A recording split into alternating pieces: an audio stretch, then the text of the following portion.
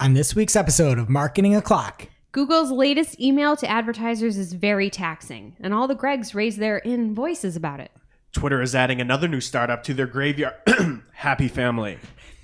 give a person a fish, feed him for a day. Show a person why how to cook fish is ranking in the search engine results pages, feed him for a lifetime. As Google is now kind of showing why a site is ranking in the SERPs. All on today's show. You know what time it is. It's officially Marketing O'Clock. We bring you all the digital marketing news of the week, powered by the digital marketing community. If you want to join the conversation, hit us up. We are at Marketing O'Clock everywhere, and you can join our community on Discord at community.marketingoclock.com. We record every week from the Cypress North Studios in beautiful Buffalo, New York, to bring you our famous Friday news show. You can subscribe to our show at youtube.marketingoclock.com or wherever you consume your podcast. Head over to marketingoclock.com/newsletter to receive every article we cover straight to your inbox. Hey there, I'm your host, Greg Finn, filling in for Christine Zernheld. AKA Shep. I'm Jess Budd. And I'm Caleb Blodgett. And it is officially Marketing O'Clock. Here on July 30th, 2021. All right, so Shep is out cruising around Maine, eating blueberries and lobsters. Love it. So we're holding the fort down here. What's up with y'all this past week? Do you know that song, Highwayman, by the Highwaymen? No. Wait, you really don't? I don't. Oh, then this isn't going to hit. I've never heard of it No? either. Okay, it's like Willie Nelson and Johnny Cash and all those guys, and they like sing a song about being some type of person, and then they die in a tragic way. Oh, yeah. I That actually song. do know what you're talking about. It's been in some movies. Yeah, it goes everywhere I but probably nowhere. know it. I know the audience knows it, so. For sure, it's very popular. I realized that the song is about, spoiler alert, reincarnation. And it's like the guy's a highwayman and he's like robbing people, right? And so he gets hung and then he's reincarnated only to die this tragic death. And I thought I was some genius with my communications degree. And I'm like telling my husband and he's like, yeah, the song's about reincarnation. Duh, everybody knows that. But you didn't even know the song. So I feel smart around you guys. There you go. Yeah, you got to make a YouTube explainer video now. I'm good. I think I 50 just minutes. did. Yeah. What about you, Caleb? Well, I moved into my new apartment over the weekend, and that was a process. It was fine, and everything's in there now, but it took a lot longer. It was way harder than I thought it would have been beforehand. So I guess it's one of those adult things you learn as you go on, you know. But yeah, a lot of boxes, a lot of tape, a lot of debris on the ground. Are you unpacked? No. I will be, though. Give me like 48 more hours. I can get everything out of those boxes. That's a lot 40? of boxes. Yeah, well, it's like 40 hours. It's like what's left isn't the big boxes. Like those were the first ones I took out and unpacked. It's the little ones that get you. You know, the stuff that's like, oh, there's probably pens in there. I'll get them out tomorrow, and then it's the next day, and you still haven't taken them out. Yeah. That's the best part about moving. Again, it all sucks, but just throwing things out. I love doing things. I love getting rid of things, donating things and throwing things out. Yep, absolutely. Awesome. All right, I've got a quick little Mandarin update in the Finn family household. My wife is learning Mandarin, and my kids learn enough just to be stupid. I think last time we were saying they learned socks, and they learned how to say, I don't want socks. So when the one boy says socks, the girl says, I don't want socks. And then they found out that socks is very similar to pants, wadza and kudza. And so now they started saying, I don't want pants. And at one point they were throwing the socks off, and they tried to throw the pants off, and I had to put a stop to that very quick, where the washwang, wabushwang, kudza, that's the pants. So you yell at them in Mandarin No. too? I just say you can't do that. You need to put your pants on. You're not going to jail. You're 6. So that's it there. All right. And if you want some actual good information here on Marketing Clock, there was a new Marketing Talk that Shep led and came out this week about digital marketing and reporting and analytics. She was joined by Sarah Burke, who was here on, I think, 2 or 3 Marketing Clocks back in the day. Christina Brodsky from Media Sesh and Anna Shutko of Supermetrics and the Marketing Analytics Show podcast. So don't miss that if you are interested in marketing reporting. And I think there's a story a little bit down the road that some people might be forced into coming with better reports, and we'll get to that. But first, Jess, what's happening in the news this week? All right. First up here, Google has added more countries to their list of places where they're adding surcharges, quote, to cover a portion of the costs associated with complying with digital service tax legislation in these jurisdictions. end quote. I would explain what that means, but we've talked about it before. In other words, they are passing the savings on to you. Jess, that is not how it works. It's not the savings they're passing. It's the exact opposite, in fact. And depending on where you are, the surge charges range from 2 to 5%. You should have received an email from Google alerting you to this upcoming change if it does apply. But just in case you didn't, and you're listening from Austria, France, India, Italy, Spain, Turkey, or the UK, as of October 1st, you can expect to see these super rude surcharges on your billing statement. Super unfortunate. Yeah, and there was a take from PPC Greg at PPC Greg on Twitter, and he was quoted in Search Engine Roundtable, Barry Schwartz, power listener of the show's establishment. What am I trying to think of? Publication. And PPC Greg, this is a take that you might have heard when this first was announced here on the show, actually, where he said, this isn't the point of these taxes. They're not supposed to be passed on to the consumers. Hashtag PPC chat. When these come to the U.S., legislators need to ensure there's a specific wording to prevent this. And that's his weird writing, not mine. That's what it says. His specific wording. Yeah. Say specific again, Greg. And I just want to say, that was my take when it first came out. That's stolen valor. He took my take and got it published in SE Roundtable. Your take got took. Yeah, my take got taken. Specifically, your specific take. How dare you, PPC Greg? And I would just like to say, we need some punitive measures against him for this. I think he should not be eligible for Greg of the Year. No, you're just using as there was an agenda all along. That's not in the notes. I didn't know that was coming. It's a conspiracy afoot. I was going to use that word later. There you go. Oh, what a theme. No, but did I just step on something? Not at all. Oh, wow. Just getting your toes wet. All kidding aside, it's easy to look down on Google for this. Sorry, you need to pass better laws. If Google can just go and circumvent this and just tack on 5%, 2% here, there, that is the legislation's fault. And also, when you are calculating your CPAs in these countries, be aware the tax does not, it's not included in that CPA. So you might have to go 5% lower when you're targeting Austria than you wanted to. So just take that into account. It comes out on the billing, not within the actual click cost, because they're going around the legislation. Right, they're tagging it on. Excellent point. Good looking out. Kicking us off on a real high note. What else is going on? All right, there's a cool new feature from Google that you can easily and quickly see useful context about how a search result and why it was returned for any given query. So it started earlier this week, and in the About This little panel that used to say how long a site's been around, who owns the site, things like that. It's those 3 dots next to most domains. You can pop that open and see your search in this result and why Google chose this. And the example they gave was how to cook fish in the oven.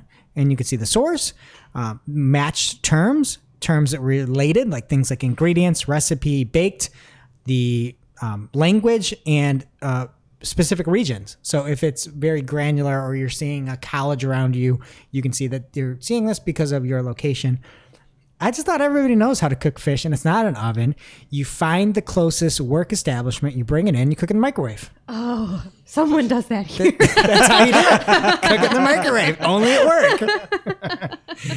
And again, those items are keywords that you can see, related terms, if you're looking at links, and then local relevance. And a good example they gave was somebody just searching for something general that says, get the shot. And the source is from the Vermont Department of Health, and it's a COVID-19 page. And you can see the terms that drove it, but also that the result is relevant for searches near Vermont. So that's pretty cool. If you're ever talking to a client, they're in a different spot, and they say, I'm not seeing the same stuff as you, get them a VPN, or just say, like, why? What is it showing for? So the only issue that I see with this is that SEOs are going to ruin it. Oh, for sure. We ruin everything. For sure. I have a feeling that that's what we're going to do. Be like, oh, look, here, you're going to see this on a cold outreach. It's like, oh, your competitors for this. What if you put this? And it's like, chill people. Like, let us just have a couple nice things. Just a couple nice things. This is not for us, right? This is for us to help explain to clients or for I users. know. So we shouldn't take this as gospel. People will. Yes. People will. That's how it's going to get ruined. Yes. But this is not for us. What do you have, Jess? All right. Google ads with image extensions are being spotted in the wild on desktop. So Anu at the marketing Anu on Twitter shared a screenshot when she spotted it, and the chatter on Twitter kind of blew up. Lots of folks were saying that they've had them loaded into their accounts already, or at least some of their accounts, but they couldn't confirm that it was working on desktop. Somebody said that a rep had told them it was a thing, but who can trust reps? They couldn't confirm. But now, really, as of this week, people are starting to see it in the SERPs again on desktop, but much less frequently there than elsewhere. So Amy Middleton Hebden at AmyPPC on Twitter said, looking at our stats, less than 100 of 400,000 K impressions have been on desktop. So again, much less frequent. I think it's cool, though. Did you look at the screenshot, though, Greg? The design of this just seems like an afterthought. Like, it's just an image stuck there. One of them has, I guess you could call it text wrapping. The other one doesn't. It just doesn't look like much to me. It just kind of looks like my AOL profile in 6th grade. It looks like stock. Yeah. Just pulled in. There's, generic people talking and not looking at their computers. It's not great. I think this is an opportunity to utilize your designers, come up with something that fits your brand, and 100% don't go the stock route, right? Like, this really makes ads pop off the page. And sort of like a good way or a bad way. Because I'm not clicking on this usi.edu example here with the two people laughing in, complete grayscale. It's like they're in the Matrix. Right. I'm going to click on the Tennessee one where at least you can see it's sort of customized and there's an illustration. And then also anything else you can do to separate yourself, put your brand in there, may have a big impact. Yeah, for sure. And I think like it still stands out either way, but like you said, kind of in a bad way unless it's thoughtfully done. So for sure, be testing these, right? If you have good imagery, because again, to Greg's point, you don't want to stand out in a bad way and have somebody be like, I'm not clicking that. That doesn't look real or doesn't look legit. But again, any way you can stand out, do it before your competitors do. It's still a fairly new feature. So find your best images, leverage your designers, and test it out. Do better than this. From Google, there's another algorithm update here. And this is the link spam update that is rolling out this week. So this was noted back on the 26th of July. And according to Google, they say, we're launching a new link spam fighting change today, which we call the link spam update. This algorithm update, which will roll out across the next 2 weeks, is even more effective at identifying and nullifying link spam more broadly across multiple languages. Sites taking part in link spam will see changes in search as those links are reassessed by our algorithms.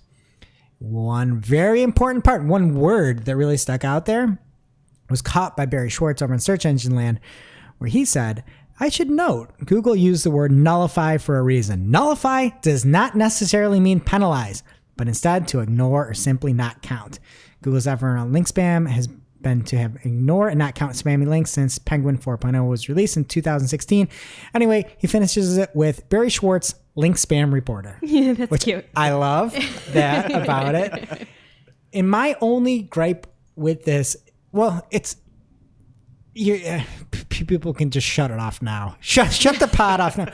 Spam is irrelevant or inappropriate messages sent on the internet to a large number of recipients. That's typically what spam has been. What Google is calling and labeling link spam isn't necessarily spam.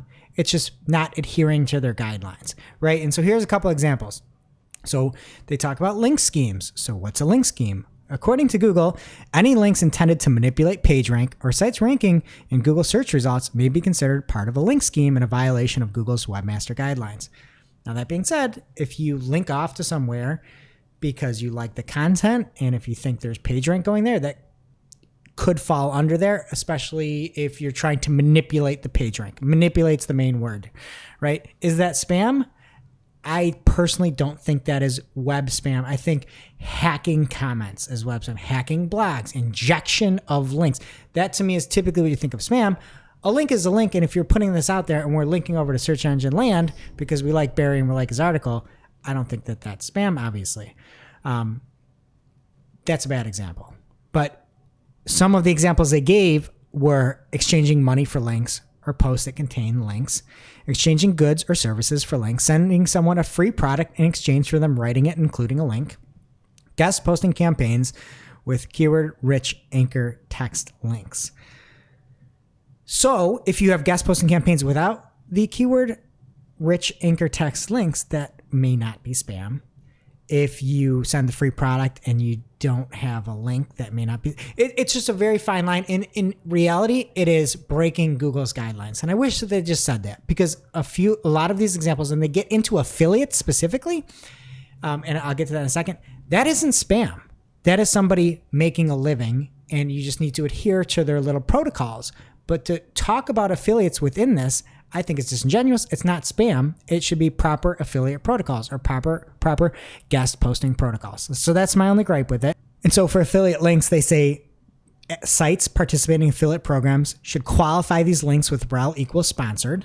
And they talk about this in the link spam update. And sponsored or guest posts. So if it's a guest post and you have campaigns of low quality sponsored guest posts with the goal of gaining links, that again falls under link spam.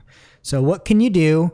They have a final portion of the post, and they hid this one little thing here at the end, and they said, as always, site owners should make sure they're following best practices on links, both incoming and outgoing. It's like, bro, this is your problem. This is your, like, these incoming links to me, that's a you problem. For sure. You just talked about all the stuff not to do. And then like, oh, yeah, we're heading out of this post here and we're going to yeet our way out of this thing by saying that you need to look at your incoming links. No. So anyway, use the rel this no follow sponsored link. And there is an example that they link off to where, again, there's a blue star now where it says, the no-follow attribute was previously recommended for these type of links, which are guest posting or affiliate links. It is still acceptable to flag them, but sponsored is preferred. So that's how you can stop link spam, which most people would just call a link. And it's just insane. It's 2021, and it's still policing links. So here we are. Some things will never change. Now it's time for this week's Take of the Week. This is a hashtag fire digital marketing take with extra spice served up just for you. We simply deliver the take for your consumption. We give no opinions. We don't influence. You make the call. This week's Take of the Week is a take on last week's Take of the Week from Colin Slattery at CJ Slattery on Twitter. And if you recall, David Kyle had an image that got popped for partial nudity of somebody mopping down their car, cleaning it off. And I had mentioned this. I said, it's going to be a disaster. I referenced this tweet. And Colin Slattery said, it was actually one thing that I was appreciative with Google was that it wasn't easy for automated systems that misflag heck to get your account suspended. Turns out they want to do what Facebook does. And it's true. Like, that's the one thing everybody hates Facebook for is you go on Twitter and search for Facebook ads dumpster fire. You're going to have infinite tweets. Just show and up? that's what Google's trying to do with this. It's going to be crazy. So yeah, good luck everybody. And that's my other favorite thing too. I'm just on Twitter. My new move that PPC Greg's probably just going to steal right from under me is whenever anybody has something flagged, I'm just going to count strikes. So Amalia Fowler had something flagged. I said strike one. I'm going to keep a little running tab. She says something else, we strike two. What if she hits 3, or are you going to let her go to 4? Oh, I'm going to call up Matt Cutts. I meant to say Ginny. Wow. That's not even the same decade. Throwback. Oh my Wow. goodness. I love it. Anyway, good take, Colin. Now it's time for this week's ICYMI. This is something you just might not have seen. Maybe something that you overlooked. But you shouldn't have. ICYMI people, Shane Rostad, that's at Shane Rostad on Twitter, shared his post in the CRO Weekly called "Your product's image carousel is the most important asset on your store. Stop trying to look cute and start converting more customers."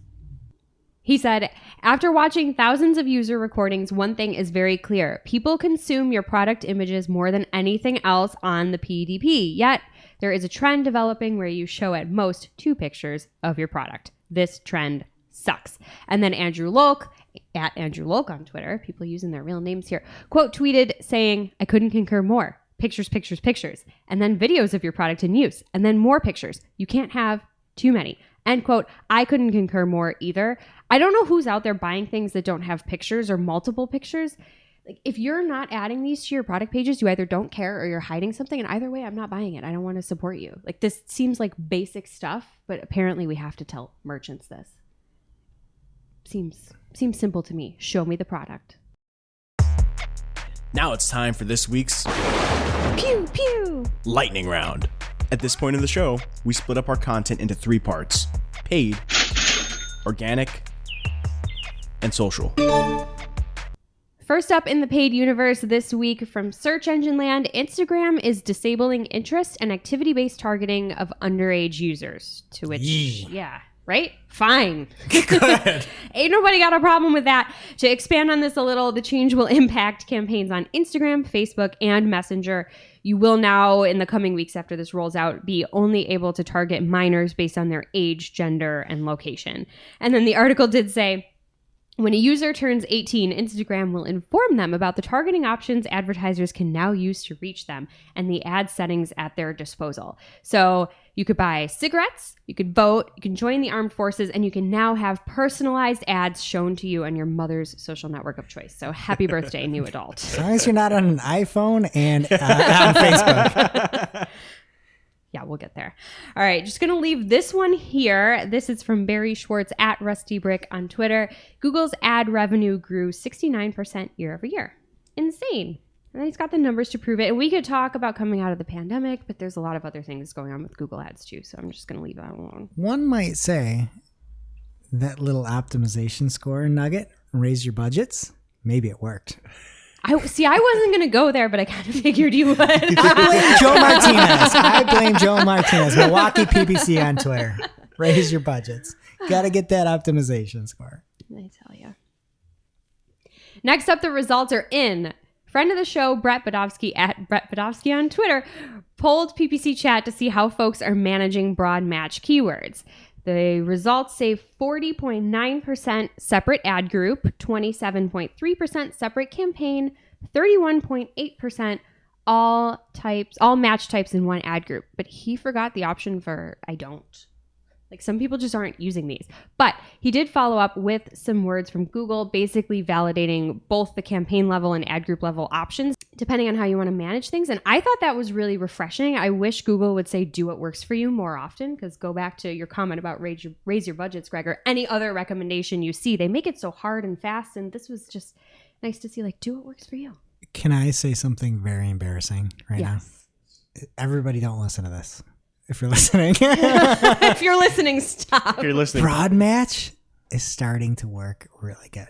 I mean, again, disclaimer alert, disclaimer, you have target CPA, you have a very specific budget, you have a lot of negative terms, but the ability where they now match based off the page or something, we're seeing it beat other things I would have bet my life it wouldn't beat. Again, with all the proper... I hope you're not driving while listening, folks. I know. I was just going to say, if you're listening and not watching, switch to YouTube to see the look on Greg's face as he begrudgingly says I'm this. not lying either. Yeah. I swear. I call it like it is. And I can't fathom that this one account, which again, very, very long tail terms, and it's target CPA, it's very specific budgets, and broad matches rocking. I love you for admitting that. This is a safe space. Thank you. It's maybe the most embarrassing thing that's ever happened to me. Greg said hats off to Google. Give him a round of applause. I'll never say that. Well, okay, so let me poll you then. Where do you have these broad match terms? So I have them specified within very detailed ad groups in one campaign that is running with very specific terms in there.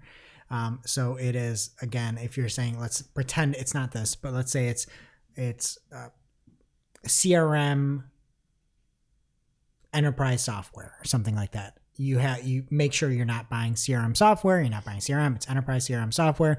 And then you have to have smart bidding on there. So, and that's changing. But if you have target CPA or maximize conversion with target CPA radio button checked off. So never do maximize clicks. Never do eCPC or CPC, but give it a shot.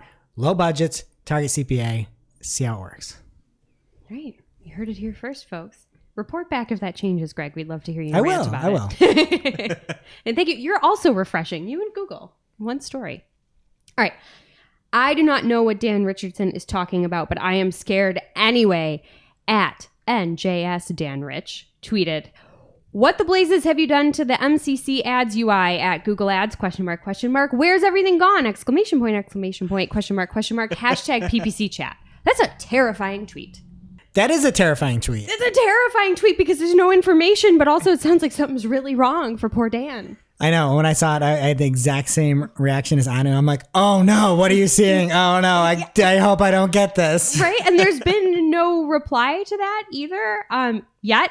So I don't know what had him so frazzled. He did tweet our lovely ads liaison asking for the left-hand nav back. That was a separate tweet, so maybe it's that. I know, but I checked my account. I could still see it. So shrug emoji. This was only a few hours old at the time of recording, but I'm sure Ginny has already replied by the time you're actually hearing this. So check the link in our show notes for more updates. I don't know. Cue scary music. Yeah.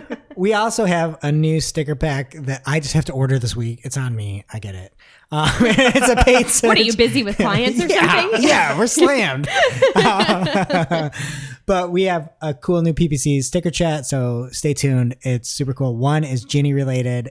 You're going to love it. And we also have some Bid to the Bone, paid search, rock and roll, death metal shirts. You can see it if you're watching online here. And we'll have a little giveaway. People that share this week's episode at Marketing Clock on Twitter, we'll give some away. We have small, medium, and larges left. So follow Marketing Clock. Tag somebody. All you got to do is tag somebody that would like this show, which may be impossible. All right, so this is where I was going to use the word something or the term something's afoot, right? But Caleb already said that, so pretend I had a different. MozCon? Is that a joke from last week? I'm only halfway through the episode. Oh, that is a joke from last week. No. Shoot. It's funny. Just leave it in. We don't understand humor. Okay. Some context is just funny. There's no context. All right, so PPC Greg, who may or may not qualify for this year's Greg of the Year, tweeted, hashtag PPC chat, has anyone else seen a massive uptick in zero-click search terms recently? And he shared a screenshot, zero-click, zero-impression search terms. And first of all, Sarah Burke, the one and only from the most recent Marketing Talk episode, shares an office with me, and she sent me a screenshot of this in her account and was like, am I crazy? I'm like, I don't know. Are you crazy? And that's everybody else's reply here to PPC Greg. Everyone's like, thought it was just me. Glad I'm not crazy. This is insane because they're out there. Who knows why this is happening? Google is out there showing you search terms that you didn't even have a click for, but then they're hiding queries that convert. And I'm just glad that Shep is off this week because I feel like she'd be absolutely livid. Absolutely livid. She's probably livid anyway. Just yelling around her. What's with the blueberries? They're so small.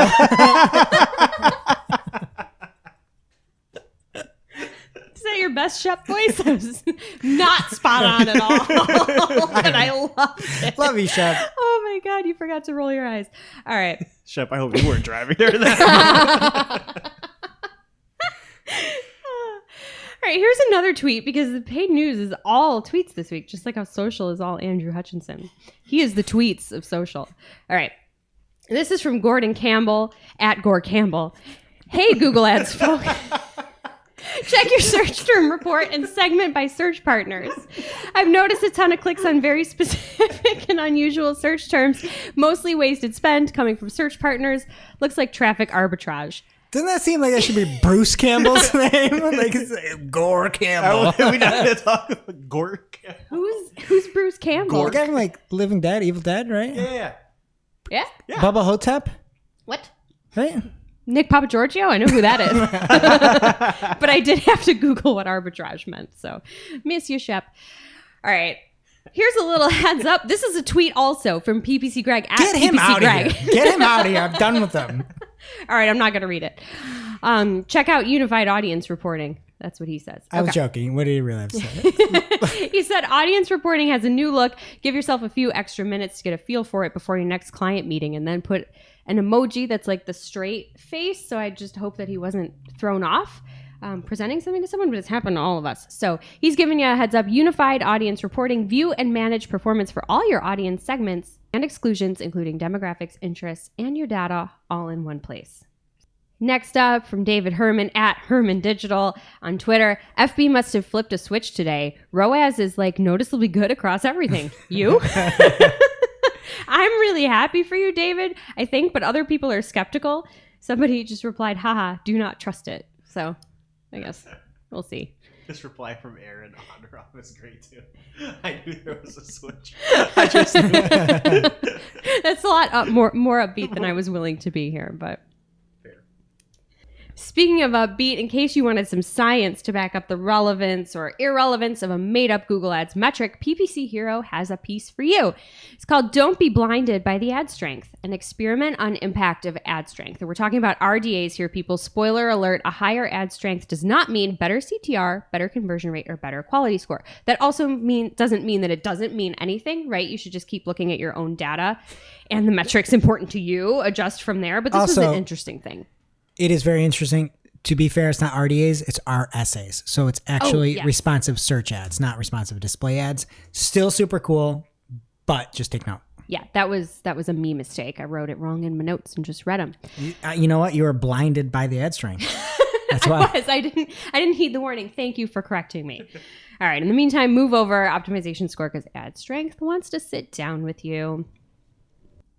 All right, Andrew McGarry at Beyond Content on Twitter shared a screenshot of a post from Gil David, who starts with warning, an important but geeky Facebook ads post, and it goes into Apple's random 24 to 72 hour delay on sending Facebook conversion data. So attribution is hard to look at. And basically Andrew's point in sharing this is that good luck if you have like on the day of decisions for major events like Black Friday and Cyber Monday, because you really can't trust the data and it's being sent.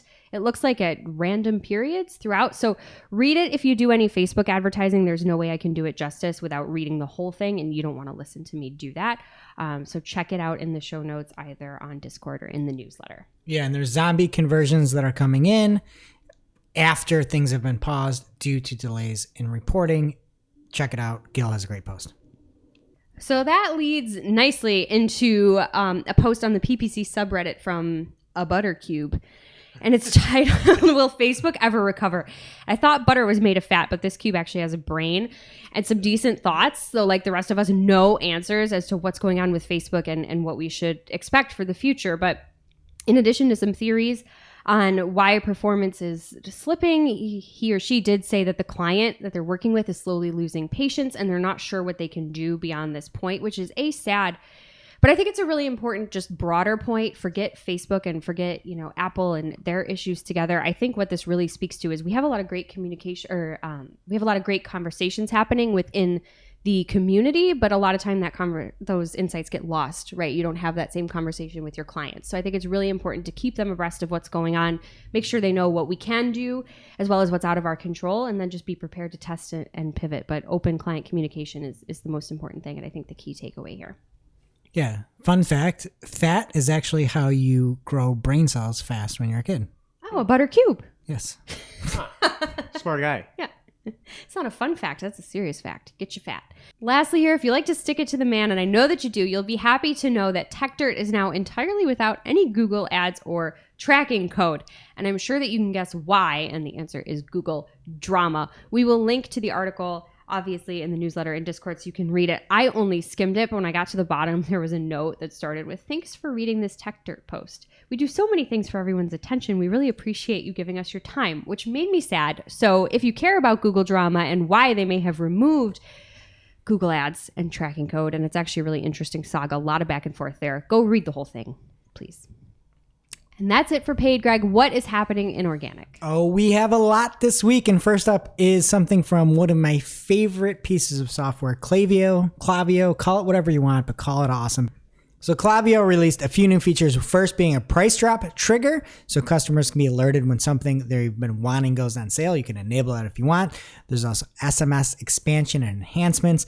One thing that's super cool is multi-step forms. So you could put in, oh yeah, I want that discount code, but then you have to do the next part to move further, and there's a reports library. So Klaviyo is fantastic and is a must-use for anybody using Shopify. All right, next up from Gary from Google, Method at Method on Twitter. There is now official verbiage on how long you should keep a 301 redirects in place. Anybody have a guess? Forever? 1 year. At least 1 year. And he says you should keep it indefinitely if you can. Because after 1 year, Google will officially recognize it. There's a whole bunch of chatter back and forth in the thread in the comments. One that was good was from Lyndon Darth Autocrat at Darth_NA on Twitter. He said 12 months pass and the redirector is removed. 100% value pass still in effect? Question mark. Does G keep association intact? If not, is there a decline? If so, is it gradual? There's a lot of questions. Gary, to his credit, answered all of them. He said after 1 year, all signals had time to pass on from A to B. If the redirect is broken after year one, A will be standing on its own and so will B. If you are nerding out over this and really love what I just said, just go read the thread because I'm not going any more into it. I would say with the caveat of if you're moving a site from domain to domain, if Google in Search Console still says that it's looking at, or after more than a year, if that's still going on, I would leave it. I mean, you should leave it up turn it off. regardless for your customer. Yeah. Obviously, there are issues where it's out of your control, especially if you're consulting for a client. You should just say, you need to put these redirects up for a year because so many times there's just different teams working on stuff and put this into your contracts, put this into your item, put this into your written communication that you can go back on. So when some noob comes in, yanks that redirect, or you change to some other, something happens and is gone, you have that documentation. And they hacked up, not you. Amen. All right, next up, Google is permanently allowing chains the ability to create posts via the API. And so Google had decided that chains would be able to create posts in the API when COVID hit, so that people could put out their COVID information quickly and easily across all the different chains that they own. Well, that was supposed to go away when COVID was going away. Joke's on them. I don't think COVID's not going away. Doesn't seem to be. And this is sticking around too. So in the previous documentation, they said it will be for a limited time. It seems like it's now for a longer time, and you can check out more over on nearmedia.co. The Western New York's own Mike Blumenthal has that right up over there. All right, next up, spotted by Glenn Gabe on Twitter by way of Go Fish Digital and Chris Long, not of Chalk Media, but of Go Fish Digital, and not an NFL player, a local search or just search? Maybe just a search nerd. Anyway, he's got the Shopify robots.txt guide and how to create and edit the robots.txt for Shopify.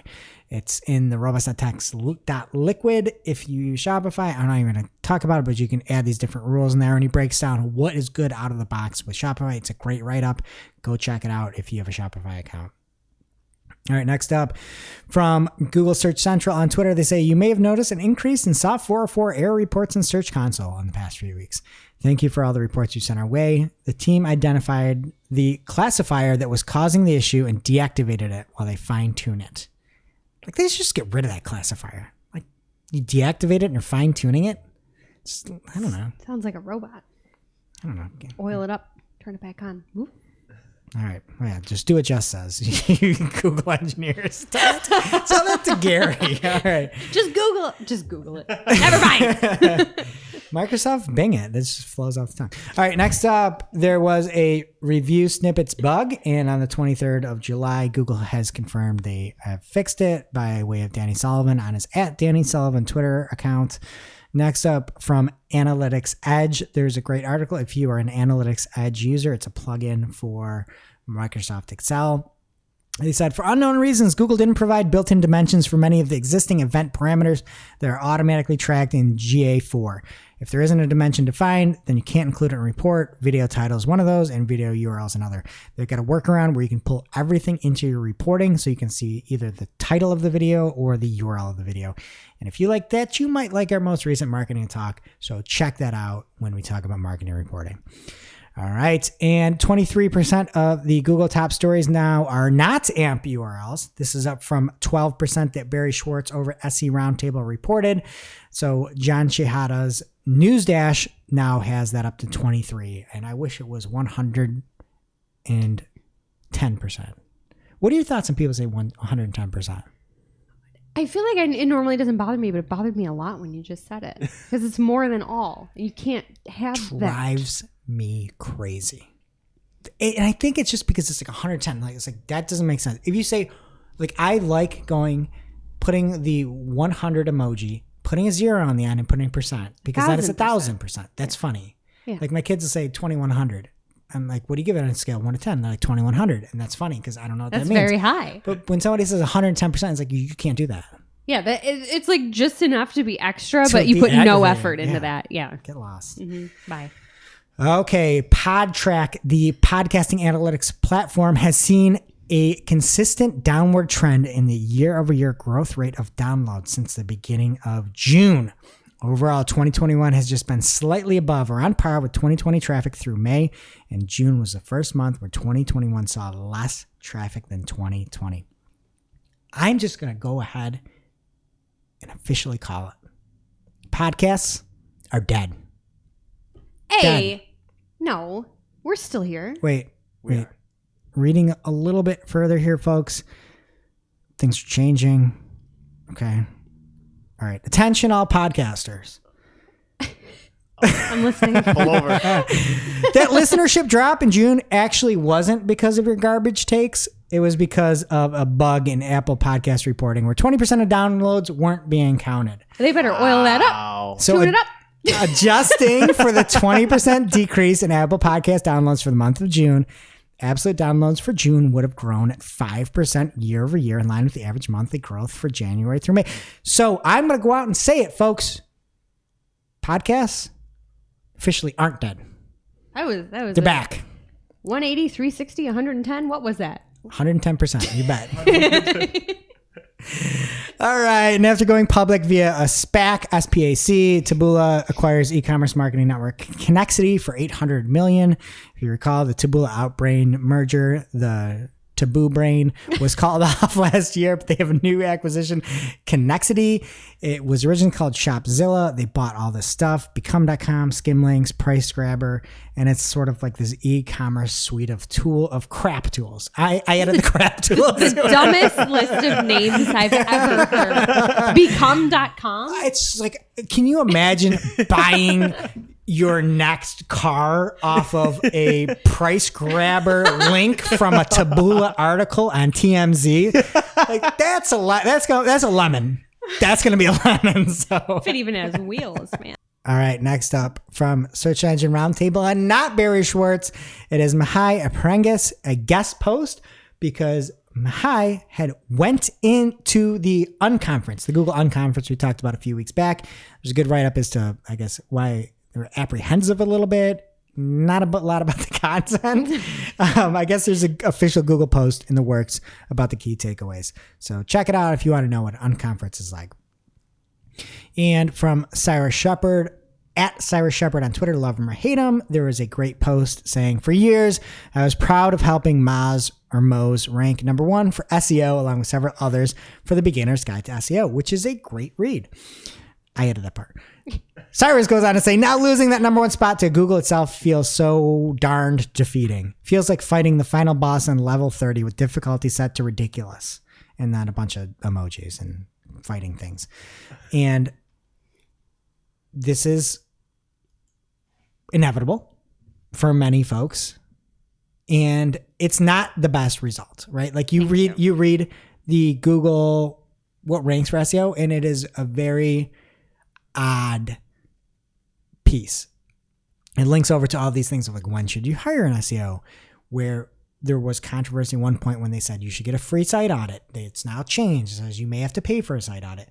It is a very, very, very unhelpful, odd piece. I don't know how to say anything else other than precarious. It's strange that Google is offering these things. There's an old video from 2017 which still kind of stands up, but it's not what you really want to get people. The Moz Beginner Guide to SEO is actually good. And there was a bunch of very good or very funny, I guess, comments as well on that thread from Cyrus, and some back and forth where it's like, yeah, Google is the authority, but that content isn't the best. And when Google is always saying, do the best content, the best content, the best content, not the best content. And that's ranking. So no. Do you think if you clicked on those 3 little dots to see why it's ranking for that, it would just say, because we're Google? Yeah. I don't know. Just saying. First up in social, from Social Media Today's Andrew Hutchinson, TikTok is adding some new features for live streaming. So first up, we got event cards. And basically, this is just going to be a really tight little cool way to remind people that you're streaming, right? Give them something they can post about, send around. And it has a cool little CTA register button, so you can reach out to them in email and on other platforms. Number 2, live guests are now available for all users, and TikTok is getting rid of the 1,000 followers threshold.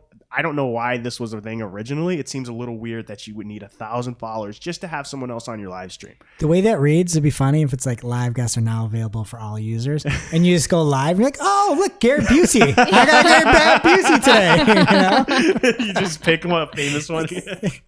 Okay, and lastly, TikTok is merging the Q&A option with the comment feature that already exists on live stream. So this will give creators a way to keep track of all the questions that specific users are asking in the live stream, and they'll be able to see it on screen and answer it if you get lucky enough. Pinterest creators who happen to like money, this next story is for you. From Sarah like it's all of them. Yeah, You know? probably, right? But from Sarah Perez of TechCrunch, Pinterest is increasing its investment in the creator community by introducing new tools that will allow creators to make money from their content. And this is going to allow creators to tag products in their idea pins. And it's a video first feature that the company first launched this spring, if you guys remember us talking about it. So this is kind of going to be like stories where creators can post a video or photo and add music or GIFs, and they can include detail pages where viewers find associated content, like the ingredient list or instructions for a recipe or a list of how-to instructions for a craft project. And this is kind of like TikTok Spark ads in that when you produce branded content on Pinterest and you add the brand to the actual idea pin, the brand will be able to approve the tag and sponsor it. And the idea pin will feature a label that says paid partnership. So kind of retroactively sponsoring stuff too, which is interesting. Side note, has Diet Coke gotten up back to shop yet? No, I'm coming for her though. Oh, really? I had 2 Cokes today, diet. 2 Diet Cokes today, and I'm just walking around waiting for somebody to see me. Jess, I don't know if that's enough. You may have to bump it up to like 4 or 5. Well, I don't need any TikTok followers to have them as a guest on my live stream, true. so I just need to get on TikTok. Jess featuring And Pinterest now. and Pinterest, And Pinterest. right?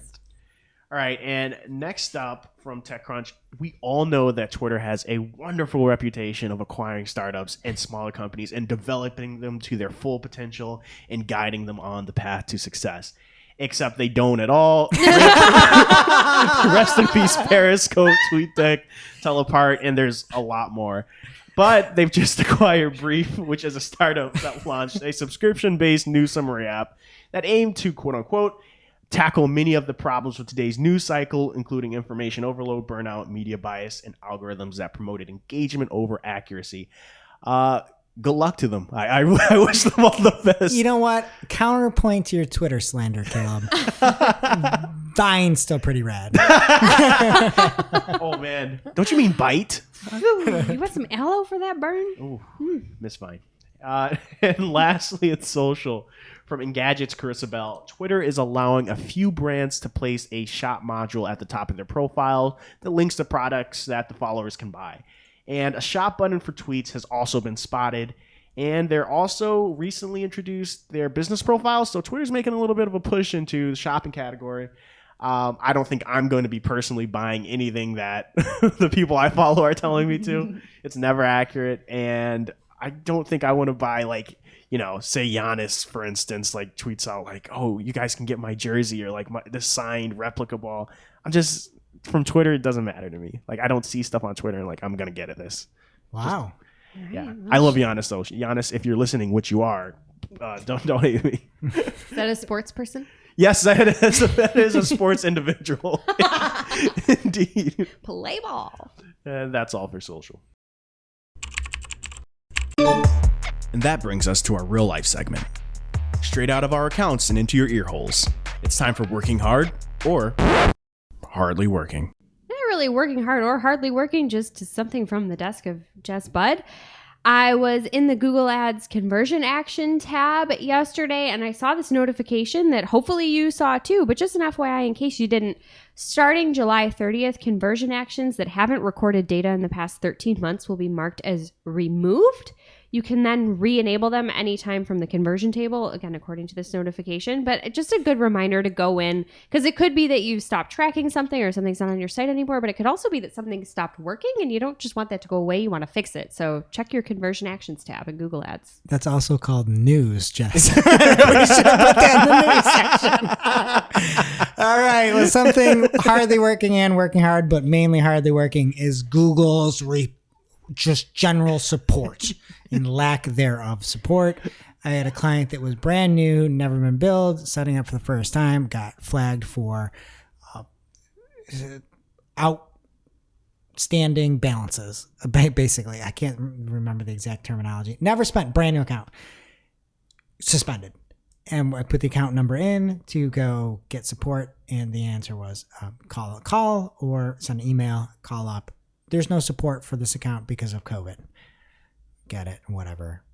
And so in order to get support, you can't be a poor, unfortunate soul that is using, that doesn't spend a lot. So if you're an agency, put in your MCC number. I think David Kyle on Twitter had recommended that. We put in our account number, and now all of a sudden we're somebody because we spend money and we could get support. It stinks. It shouldn't be the case. Everybody should have access to support. But if you're frustrated and you can't get it, use your MCC account. That may work. All right, and hardly working for me is Slack. Slack has been really bad for me this week. I've been sending people messages. People have been sending me messages. They haven't gotten them. I haven't gotten them. One thing that was really crazy was someone was calling me apparently for like a minute and a half, and I'm sitting at my computer looking at Slack, nothing. So yeah, that's been a little bit of a bump in the road this week. They're slacking. Oh boy. All right, now on to our segments. And this week is really fast. We've got a segment called Spilt Tea over on PPC Reddit, and they said, okay, spill the tea. What's the biggest mistake you've made with real money in this business? Oh. And there are a lot of mistakes. And if you are interested in some mistakes, you want to just feel better, go check that out. And we've got one called Remote Life. And this comes by way of Azim Digital. He's got a thread about starting a new job remotely and how he thought it was going to be a challenge and it wasn't, and gives a bunch of tips. So if you got a new remote job starting, not technically news, but something that you can use. Thanks, Azim. And now for this week's Cool Tool. As a reminder, our Cool Tool segment is not an official endorsement or paid mention. We're simply sharing something we found in our travels that may be of use to our listeners.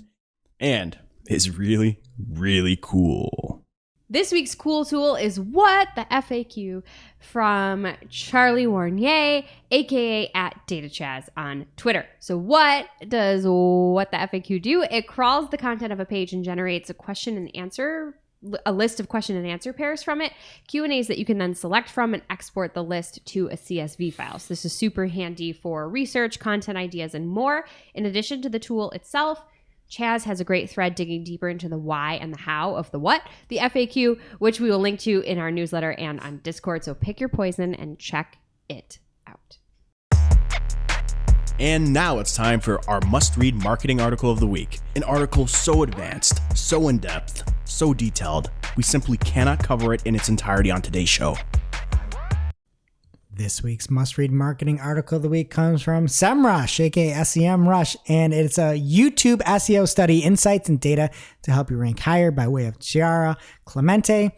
And this is a great article to send to clients. There's a lot of data in here about the percentage of videos ranking for how-to, what it means, the study, and all the data. So if you want to know about SEO on YouTube, check out this article over on SEMrush. Thank you, Sarah. All right, that does it for today's show. It is now officially not marketing o'clock. Thanks for listening, and we will see you next week. Thanks for listening to this week's Marketing O'Clock.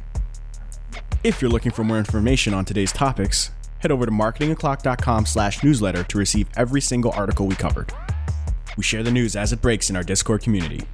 Head over to community.marketingoclock.com to join. And we'll see you next week.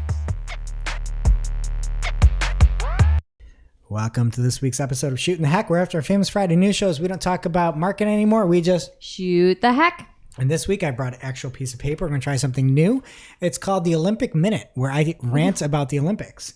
And so I've got a lot of hot takes, some of the hottest takes you've heard about the Olympics. And I'm going to save the hottest for last. Oh, boy. Really be a little controversy here. And then we're going to do poke holes in this. So first up, Russia's banned, but they're now the ROC. The Russian Olympic Committee. Why couldn't we have everybody that doesn't make the Olympics in the U.S. and be the USAOC, right? And we're the United States Olympic Committee, and we send double the people. That's not fair. If you're banned, you should be banned. I was a little confused at first. I thought Rochester made it to the big stage. Yeah, Rochester, New York. Right? Why did you just make up fake countries if you really can't be banned? So insane. Secondly, I hate the 2020. I'm sure everybody's whining about that. But then the 2020 with no fans and no spectators, it's like a horror show. It's awful. It makes Olympics impossible to watch. Okay, next up, a little note here. Water polo looks hard. Oh, I thought you were about to. No. How swimming sucks.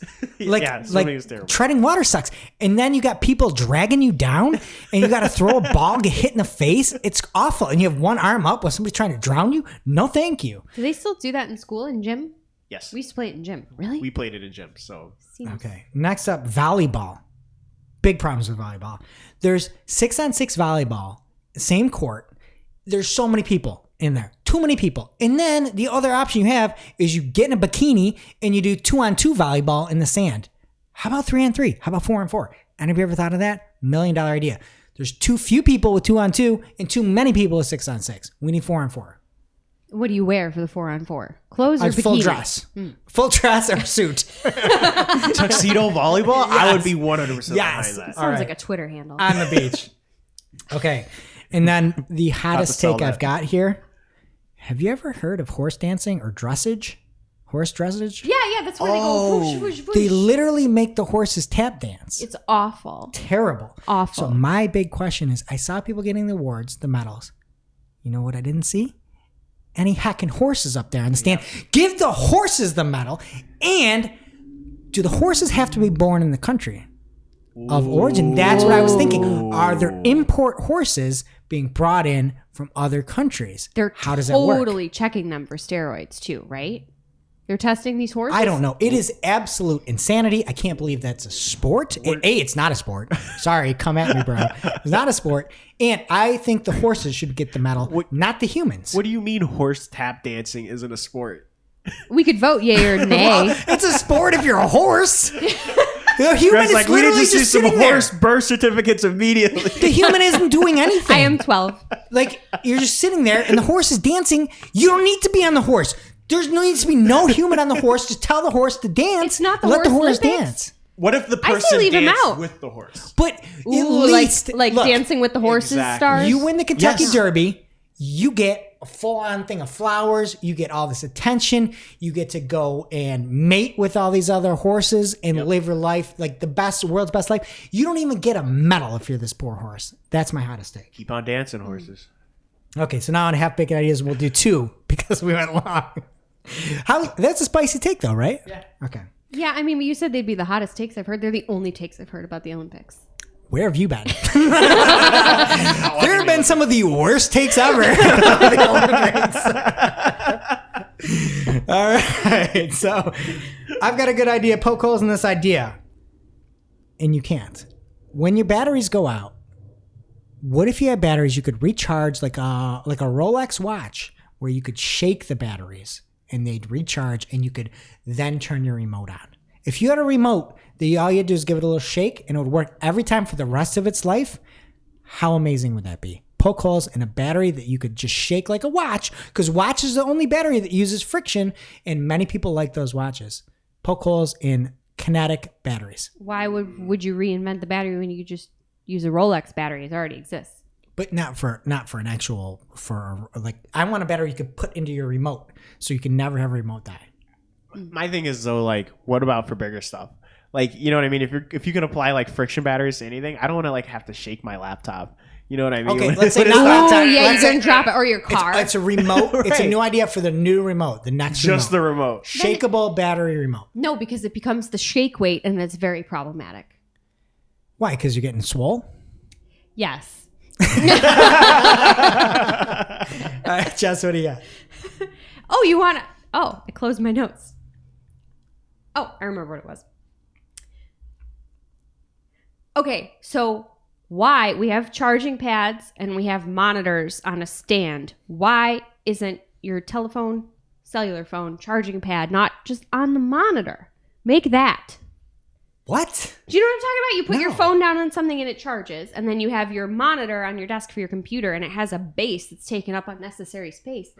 Put the charging pad in that.